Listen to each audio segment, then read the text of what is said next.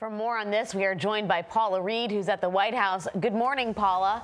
Good morning. In terms of the invocation of executive privilege, we're getting reports from the New York Times saying it's unlikely. What's your read on the situation? Well, that jives with what sources are telling us. We are told by some of Comey's associates that he has received no indication that the president intends to invoke his constitutional right to protect certain conversations. But also, he's undermined his argument there, any legal case that he would have, because he has publicly discussed these conversations. So at this point, we don't expect, at this point, that the White House has not confirmed him to invoke his executive privilege. Well, do you think Paula, could he in fact do this? There's a lot of argument about whether this is even a legitimate use of an executive privilege.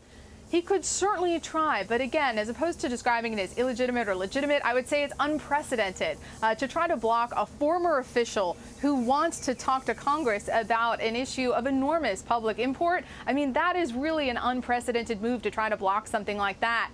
Now, if he tries and Comey wants to fight back, it would go before a judge. And again, it would be unprecedented for a judge to issue a restraining order against him. So it's really just new territory. Paula, you've also been following the story about the president's travel ban, the ban that he'd like to impose on travelers coming from 6 Muslim countries. The Department of Justice has now asked the Supreme Court to lift a stay on that executive order while the courts decide whether it's legal. What is the latest on that front? Well, the court has asked the other side, those opposing the travel ban, to weigh in on this and let the court know what their thoughts are.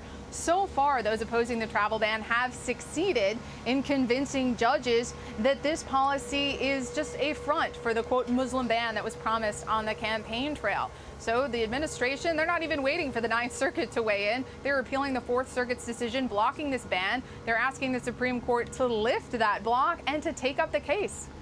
Paula Reid at the White House. Thanks, Paula.